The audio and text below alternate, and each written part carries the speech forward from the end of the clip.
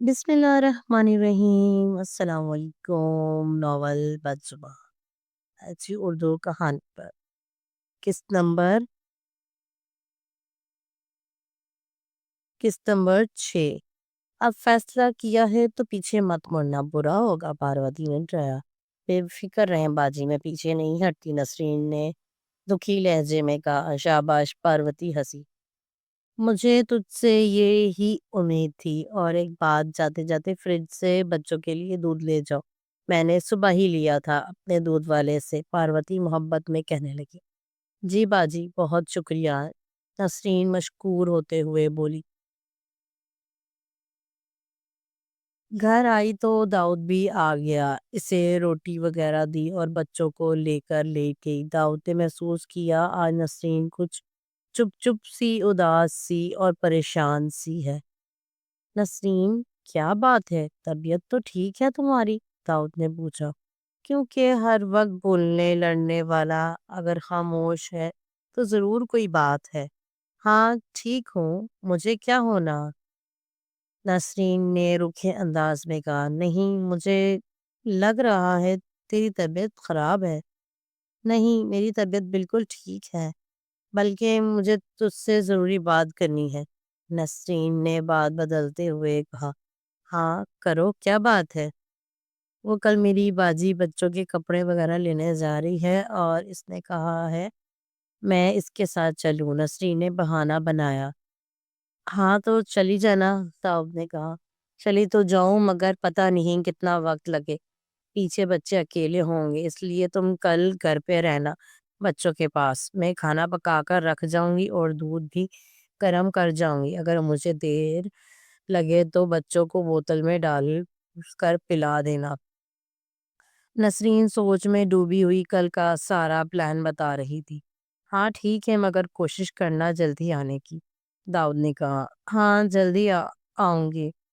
अब मेरे सर में दर्द है, मैं सोने लगी हूँ, इसने दाऊद से नजरें चुरा कर कहा। दाऊद भी सोने के लिए लेट गया। दूसरे दिन नसरीन ने जल्दी जल्दी सारे काम खत्म किए, बच्चों को खिला पिला कर, खेलने एका कहकर, सना को सारी बात समझाकर, हर चीज दाऊद को बताकर घर से निकली।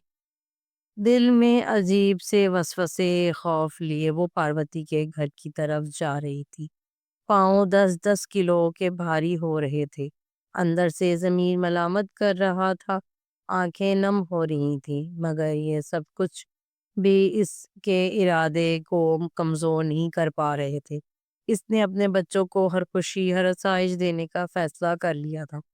सोच लिया था कि जैसी जिंदगी मैंने गुजारी है मेरे बच्चे नहीं गुजारेंगे, और इसके लिए वो कुछ भी करेगी। पार्वती के घर पहुंची तो पार्वती पहले से तैयार खड़ी थी। जैसे वो पहुंची इसे ले चल पड़ी। बाजी, मुझे काम तो कर लेने देती, वापसी पर देर हो गई तो घर जाऊंगी के काम करूंगी, नसरीन चलते हुए कहने लगी। नहीं, जरूरत नहीं, मैं काम कर लिया है और जो बाकी है आकर कर लूंगी। तुम घर चली जाना, पार्वती कहने लगी। नसरीन इसे देखने लगी। अरे, मुझे पता चला था स्वामी जी कहीं जाने वाले हैं, तो सोचा पहले तुम्हारा काम करवाया जाए, फिर स्वामी चले ये भी जाएंगे तो परवाह नहीं, तुम्हें इस वक्त ज्यादा जरूरत है, पार्वती ने बात बनाई। शुक्रिया बाजी, आप वाकई बहनों से बढ़कर मेरे लिए, नसरीन ने कहा। इंसान ही इंसान के काम आता है, पार्वती मुस्कुराते हुए कहने लगी। नहीं, सब इंसान ऐसा नहीं सोचते। आप वाकई बहुत अच्छी हैं, नसरीन ने कहा। पार्वती हंसने लगी। आधे घंटे बाद वो एक आलीशान कोठी के बाहर खड़ी थी। पार्वती ने गेट के चौकीदार से बात की तो इसने दोनों को अंदर जाने दिया। नसरीन ने डरते डरते अंदर कदम रखा। कोठी के अंदर दो गाड़ियां खड़ी थी, बहुत बहुत बड़ी। एक तरफ बाग बना हुआ जिसमें फल और फूल सभी लगे थे। कोठी के अंदर गए तो अंदर से तो ये कोई बादशाह का महल लग रहा था। नसरीन की आंखें फटी की फटी रह गईं। اس نے بہت کوٹھیاں دیکھی تھیں، کام کیا تھا، مگر ایسی کوٹھی کبھی نہیں دیکھی تھی۔ ہر چیز ایسے چمک رہی تھی جیسے ہر چیز سونے، چاندی اور ہیرے جواہرات کی بنی ہو۔ نسرین پہ یہ جو خوف طاری تھا سب غائب ہو گیا، اور اس کی جگہ بے شمار لالچ نے لے لی۔ وہ یہ سب کچھ چاہنے لگی کہ اسے اب یہ سب کچھ چاہیے تھا، جو حقیقت میں صرف ایک مایا جال تھا، کیونکہ جو کچھ نسرین کو نظر آ رہا تھا اصل میں سب کچھ اس کے الٹ تھا۔ وہ بھی عام سی کوٹھی تھی، بلکہ فرنیچر بھی بہت پرانے زمانے کا تھا اور زیادہ تر خالی خالی تھا۔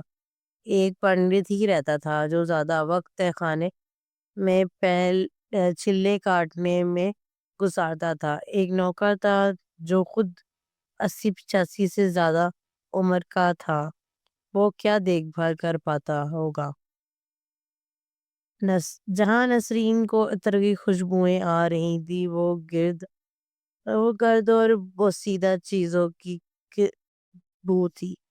پاروتی نے نسرین کو دیکھا جو کھڑی بڑے اشتیاق سے چاروں طرف دیکھنے میں مصروف تھی۔ اس نے اسے کونی ماری تو نسرین اسے دیکھنے لگی۔ آؤ بیٹھو، پنڈت جی آتے ہوں گے۔ اس نے صوفے کی طرف اشارہ کیا جو لکڑی کے معمولی سے صوفے تھے۔ نسرین کو وہ لال ویلوٹ وٹ میں چڑھے ہوئے، اوپر موتی لگے ہوئے، نرم ملائم جیسے پانیوں میں تیر رہے ہوں، کوئی بادلوں میں لہراتا ہوا شاہی تخت لگ رہا تھا۔ وہ اس پہ ہاتھ پھیر رہی تھی، وہ دل میں ڈر رہی تھی کہیں خراب نہ ہو جائے، مگر چھونے سے خود کو روک نہیں پا رہی تھی۔ اتنے میں پنڈت آ گیا۔ ہاں بھائی پاروتی، کیسے آنا ہوا؟ پنڈت کی آواز گونگ کر جی تو نسرین اپنے حال میں واپس آئی۔ سامنے ایک کالا کروٹا بدہ سی شکل والا، ماتھے پر سفید رنگ سے 3 لکیر بنائے، کانوں میں موٹی موٹی لوہے کی بالیاں پہنے، پورے سر پر ٹینٹ، صرف درمیان میں ایک چھوٹی سے کندھے سے آنے والی لٹکی ہوئی چھوٹی کپڑوں کے نام پر ایک لنگی پہنے ہوئے، گلے میں موٹے موٹے منکوں والی مالا ڈالے ہوئے انسان کم کوئی ڈرونا جن، جس کی عمر بھی 50-55 کے قریب کھڑی پاروتی سے پوچھ رہا تھا۔ پاروتی منمناتے ہوئے، سوامی جی یہ نسرین ہے، میری بہنوں جیسی، اسے آپ کی مدد چاہیے۔ میری مدد اتنی آسانی سے نہیں ملتی، اس کے لیے قربانیاں دینی پڑتی ہیں۔ پنڈت گرجا جی، سوامی سب سمجھا دیا ہے، یہ وہی کرے گی جو آپ کہیں گے، پارو نے کہا۔ اچھی بات ہے، پھر نسرین کی طرح متوجہ ہو۔ ہاں لڑکی، کیا چاہیے تجھے؟ نسرین نے پہلے پاروتی کی طرف دیکھا جو صوفے سے ٹیک لگائے سو چکی تھی۔ اسے حیرت کا شدید جھٹکا لگا کہ ابھی 2 سیکنڈ پہلے باتیں کر رہی تھی اور اب اسے سو رہی ہے، جیسے برسوں سے سو رہی ہو۔ چ- اس کی چنتا نہ کر، وہ تیری باتیں نہیں سن رہی، تیری ہر بات تیرے میرے درمیان رہے گی، میں کبھی کسی کی عزت کم نہیں ہونے دیتا دوسری کی نظر میں۔ پنڈت اپنائیت سے کہنے لگا۔ نسرین پہلے تو گھبرائی، مگر پھر پاروتی کی بات یاد آئی کہ پیچھے نہیں مڑ سکتی ورنہ برا ہوگا، اور اس کا ثبوت اس وقت پاروتی خود بنی ہی ہوئی تھی۔ اس نے ہمت کر کے کہنا شروع کیا، سوامی جی میں بہت غریب اور مجبور ہوں، عورت ہوں تو مجھے اس غریبی سے نکال دیں۔ اور بول پنڈت سامنے بیٹھتے ہوئے بولا، اور سوامی جی آپ جو کہیں گے میں کروں گی، مگر مجھے میرے بچوں اور سے دور مت کیجیے۔ نسرین نے ہاتھ جوڑے۔ اچھا، ہم اور پنڈت نے پیچھے ٹیک لگائی، اور سوامی جی میں اپنا مذہب نہیں چھوڑ سکتی۔ پنڈت یکدم سیدھا ہوا۔ دیکھ نسرین، میں تجھ سے کچھ نہیں چھپاؤں گا، تجھے سب کچھ ملے گا، تو جو تو مانگے گی ملے گا، عزت، دولت، شہرت سب ملے گا، بنگلہ سب ملے گا، مگر اس کے لیے تجھے میرے لیے بھی کچھ کرنا پڑے گا، اور اس کے بعد یہ دھرم بھی چھوڑنا پڑے گا، کیونکہ میرا مقتدر ہر دم پہ چلتا ہے مگر اس دھرم پہ نہیں چلتا۔ یہ کسی کو غلام نہیں بنا سکتا مگر اس دھرم میں نہیں ہے۔ اب تو سوچ، تمہیں دھرم چاہیے کہ دولت، عزت، شہرت، بنگلہ کاری؟ پنڈت نے حقیقت کے ساتھ ساتھ لالچ بھی دیتے ہوئے کہا، شکر الحمدللہ کہ ہم بھی اس مذہب میں پیدا ہوئے ہیں، اور ہم امت محمد صلی اللہ علیہ وسلم، جس میں شرک کیا شرک کی گنجائش ہی نہیں ہے۔ نسرین خاموش ہو، پھر اس نے پنڈت کی طرف دیکھ کر کچھ کہنے لگی کہ پنڈت نے اسے بھی ہپنوٹائز اپنے وش میں کر لیا۔ اب وہ وہی کہتی جو پنڈت چاہتا۔ پنڈت نے اس سے ایک آواز پر انگوٹھا لگوا لیا اور دوسرے پل اسے نارمل کر دیا، کیونکہ اسے مسلم عورت پورے اپنے ہوش و حواس میں اپنی مرضی کے ساتھ چاہیے تھی۔ نسرین کو پتا نہیں چلا کہ اس کے ساتھ ہوا کیا ہے۔ جاری ہے۔ امید کرتی ہوں آپ کو میرا ناول پسند آ رہا ہوگا۔ میرے چینل کو لائک، سبسکرائب اور اپنے دوستوں کے ساتھ شیئر ضرور کریں۔